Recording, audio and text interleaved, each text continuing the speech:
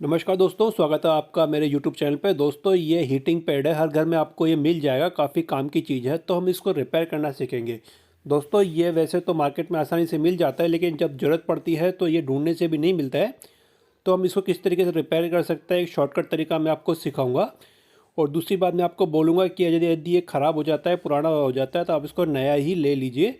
देखिए, यहाँ पे थोड़े बहुत लिखा हुआ है कि ये 35-40 वोल्ट का होता है, यानी काफ़ी कम वोल्ट कंज्यूम करता है। तो ये कुछ ज़्यादा हीटर हीटर की तरह जैसे काम नहीं करता है। काफ़ी हल्का इसके अंदर एलिमेंट लगा होता है, काफ़ी धीरे धीरे बिजली पीता है, काफ़ी देर में गर्म करता है। तो इसका जो ख़राब होने का काम है वह है कुछ और नहीं होता, ये इसका जो कंट्रोलर होता है, स्पीड कंट्रोलर, वही ख़राब हो जाता है। तो हम इस किस तरीके से इसको रिपेयर कर सकते हैं, रिपेयर नहीं होता तो किस तरीके से इसको डायरेक्ट कर सकते हैं। यहाँ पे हम इसके स्क्रू खोल लेंगे। 4 स्क्रू खोलने के बाद में आप इसके अंदर सर्किट में काफ़ी कॉमन चीज़ देखेंगे, कोई इसके अंदर कोई आईसी वगैरह नहीं होती है। इसमें सिर्फ रेजिस्टेंस और डायोड की सहायता से ही इसकी हीटिंग को कंट्रोल किया जाता है। एक एक करके हमने सारे स्क्रू लगभग खोल लिए हैं, और खोलने के बाद में आप इसके अंदर इसका जो पीसीबी देख सकते हैं आसानी से। तो दोस्तों, मैं आपको फिर से ये बात बताना चाहता हूँ कि जब भी ये ख़राब होता है तो आप इसको रिपेयर तो कर रहे हैं, लेकिन मैं आपको सलाह दूंगा कि आप ये नया ही ले लें। और जब तक नया लेते हैं तब तक आप इसको इस तरीके से डायरेक्ट करके इसकी हीटिंग को चालू कर सकते हैं।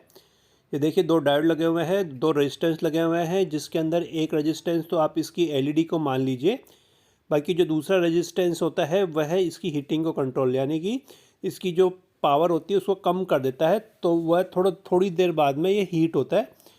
तो आप देखिए, इसमें जो न्यूट्रल और फेज़ होते हैं दोनों ही कट होते हैं। जैसे आप इसको ऑफ़ करते हैं तो एक तो ये न्यूट्रल मान लो और ये फेज़ मान लो। यहाँ पे 3 पॉइंट दिख रहे हैं, 3 स्पीड के मान लो आप। यानी कि जैसे नीचे वाले पे हम इसको शॉर्ट करेंगे तो काफ़ी देर से गर्म होगा, बीच वाले में मिडल, और सबसे ऊपर हाई पावर। तो ये देखिए, यहाँ पे जैसे हम इसको स्विच को नीचे करते हैं तो इधर से तो इसका फेस कट हो जाता है, नीचे से न्यूट्रल कट हो जाता है, तो यानी कि पूरा सेफ़ हो जाता है।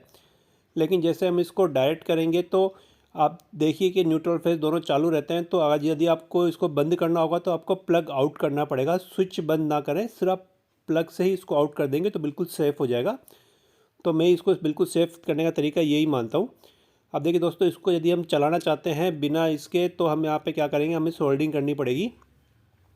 यहाँ पे मैंने थोड़ा इसको सर्किट को समझने की कोशिश की है। तो यहाँ पे हम मेरे को ये मिला है कि हम इसको डायरेक्ट कर सकते हैं पूरा तरीके से भी।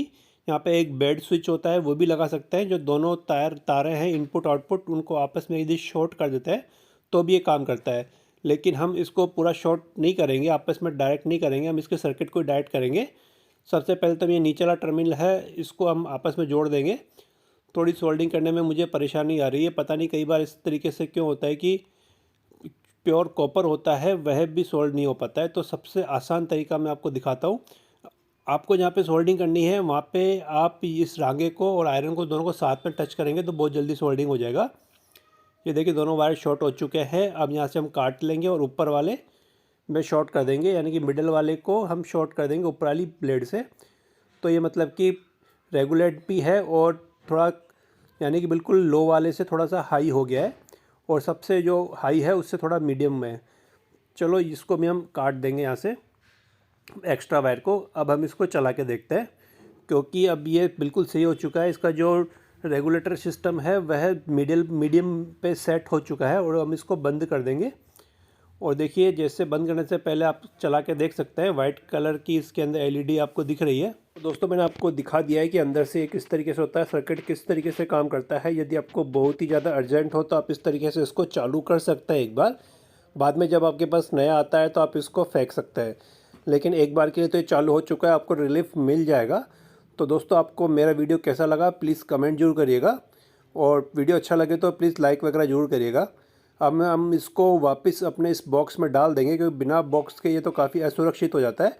और जो भी हम काम करेंगे आपको ध्यान में रखना है, लाइट को बंद करना है। बंद का मतलब है कि प्लग को आउट ही करना है।